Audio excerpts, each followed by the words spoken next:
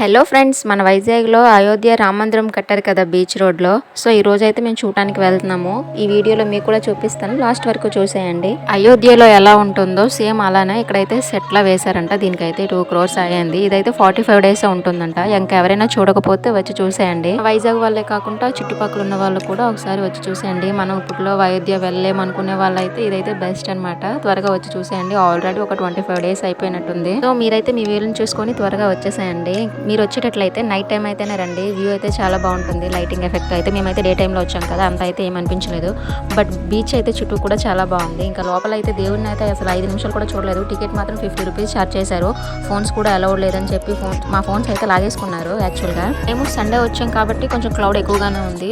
Day time అయినా కూడా చాలా మంది వచ్చారు. ఇంకా వచ్చిన వాళ్ళందరూ కూడా ఫొటోస్ వీడియోస్ తీసుకుంటూ బయటనే టైం ఎక్కువ స్పెండ్ చేశారు. లోపలికంటే లోపల అయితే ఇంకా 5 minutes కాదు కదా, ఒక 10 seconds అలా ఉన్నిచ్చారు అంతే. మాకైతే వెంటనే పంపించేశారు ఫొటోస్ వీడియోస్ ఏం తీయొద్దు అని చెప్పేసి. డే టైం కూడా బాగుంది, కానీ నైట్ టైం అయితే ఇంకా బాగుండేది. లైటింగ్ ఎక్కువ ఎఫెక్ట్స్ ఉంటాయి కదా, సో నైట్ టైం అయితే ఎక్కువ ప్రిపేర్ చేయండి.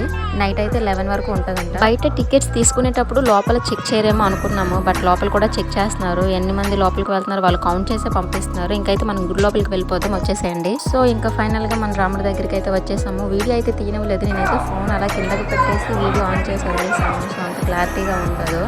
అయినా ఫోన్ లాగేసుకున్నారు. అలా కూడా తీస్తున్నామని వాళ్ళకి తెలిసిపోయి ఇంకా వీళ్ళు కూడా ఇప్పుడు అదే చెప్తున్నారు, వీడియోస్ ఫొటోస్ తీయొద్దని చెప్పి ఇక్కడ లాగేసుకున్నారు మా ఫోన్. అయోధ్యలో రాముని విగ్రహం ఉంటుంది కదా, సో అలానే ఉంది. టీవీలో చూపించినట్టే ఉంది. నేనైతే వెళ్ళలేదు, చూడలేదులేండి. ఇదే ఫస్ట్ చూడటం. ఇంకా దర్శనం అయితే అయిపోయింది, బట్ ఒక 5 minutes నుంచి ఉంటే బాగుండేది అనిపించింది. ఇంకైతే బయటకు వచ్చేసి ఇంకొంచెం ఫొటోస్ అయితే దిగాము. ఇక్కడ నేను వీడియోస్ ఫొటోస్ తీసేటప్పుడు సెల్ఫీ స్టిక్ యూజ్ చేశాను. చుట్టూ ఉన్న వాళ్ళు అయితే చూసి అంటే వెరైటీగా చూస్తున్నారు. కొంచెం అయితే సిగ్గులా అనిపించింది. ఇంకైతే నేను స్టాండ్ హ్యాండ్ బ్యాగ్లో పెట్టేశాను. ఇంకా చుట్టూ కూడా ఇవైతే ప్రసాదాలంట, మాడుగుల హల్వా అంట. సో ఇంకోండి బయట నుంచి చూస్తే ఇంక ఇలా ఉంది వ్యూ. ఇలా అయితే సైడ్ నుంచి అయితే చాలా పెద్దదిలా ఉంది, లోపల అయితే చిన్నదిలా అనిపించింది. కానీ ఇంకా ఇక్కడ పానీపూరి ఇంకా స్నాక్స్ అటువంటివి అమ్ముతున్నారు. ఇంక ఇక్కడ వచ్చేసి ఐస్ క్రీమ్ అయితే నార్మల్గా బయట అయితే 15 rupees ఉంటుంది, ఇక్కడైతే 30 rupees అంట. సో ఇంకా అదొకటి తీసుకొని ఇంకైతే బయటకి అయితే వచ్చేసాము. Bye bye.